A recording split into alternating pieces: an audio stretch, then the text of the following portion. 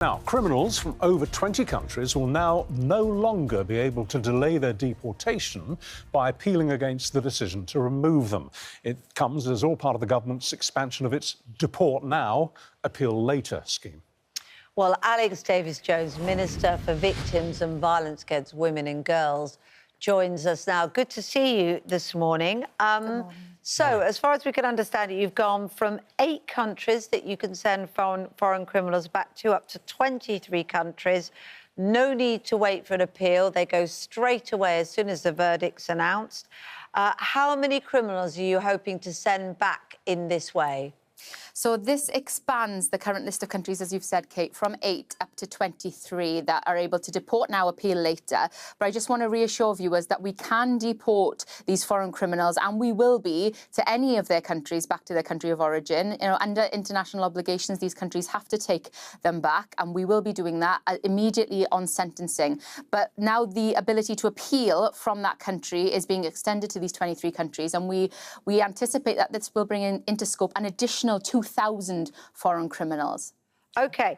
The thing is, though, of course, there are still there are 10,000 foreign national offenders in prisons. So there are still countries with which you don't have an agreement. There are still countries that, you know, you can't do this to. So there are many suggestions, including some of the Conservatives, that you should suspend visas and foreign aid to places that won't take them back and get even tougher.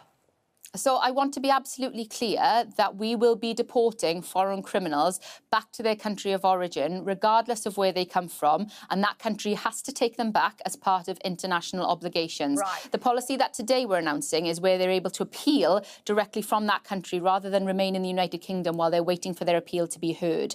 But this is part of a wider policy that we're announcing, as I've already stated. So we'll be deporting foreign criminals immediately on sentencing, and they will never have a right to return to the United Kingdom.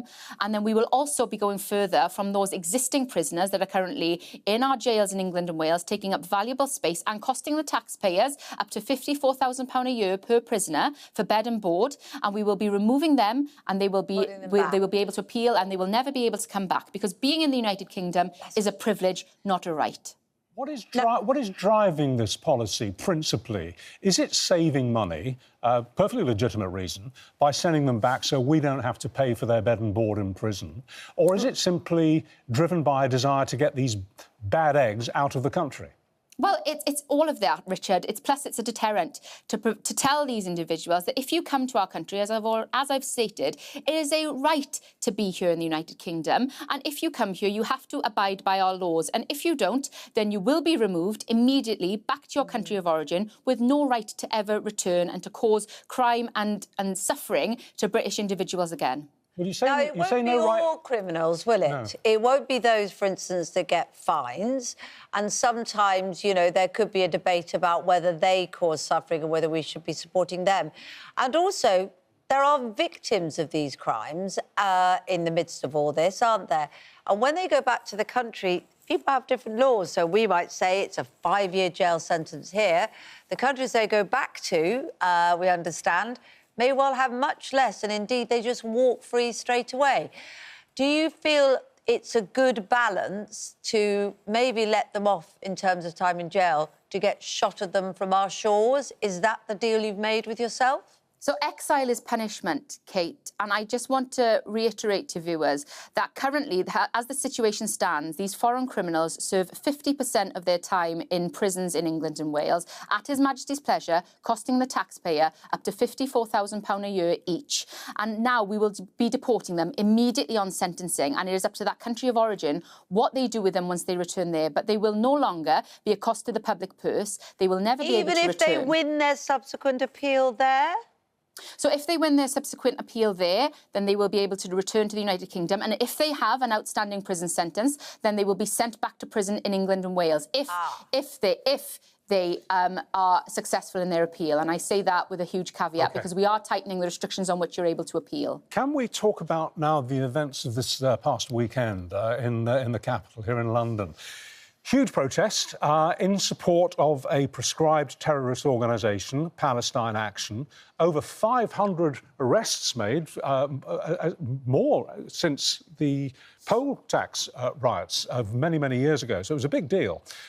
Many of the protesters were previously had no convictions. They hadn't been arrested before. Many of them in their 60s, 70s. I think the oldest to be arrested was 89, because what they were doing was saying, one, they were against genocide. There's nothing to stop them saying that. But two, they supported Palestine Action, which is a proscribed terrorist group. Has the government got a bit of a tiger by the tail here in prescribing Palestine Action when you see that kind of protest by that kind of person? We don't support terrorists in the United Kingdom, Richard. Would you be asking me that if this was about the IRA or Hamas? Palestine Action are a proscribed terrorist organisation. And as we have seen, there are legitimate, peaceful protests going on, opposing genocide, as you've said, opposing the horrific scenes that we're seeing in Gaza. And, you know, there are protests in support of releasing the remaining hostages being held in Gaza as well. All of this being done peacefully. However, Palestine Action are not a peaceful organisation. They are a violent terrorist organisation who have committed criminal damage to RAF aircraft.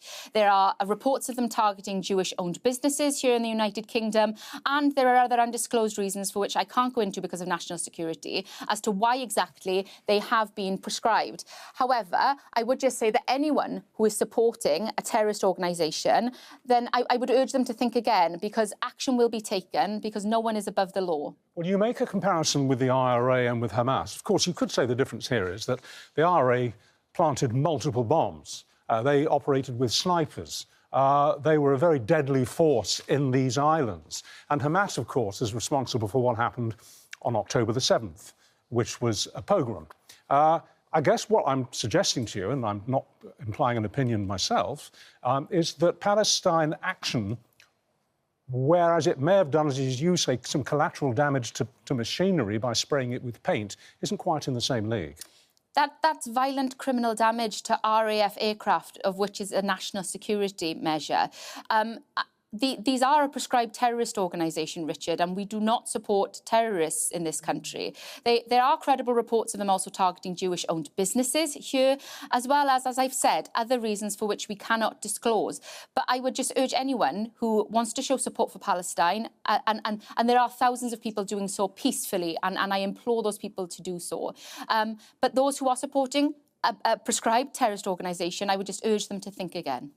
I don't know whether you saw our interview with the family of Harvey Wilgoose, Caroline, the mum, and sister Sophie, who the verdict was confirmed, and an unnamed person, because of legal restrictions, is going to be in jail because of that.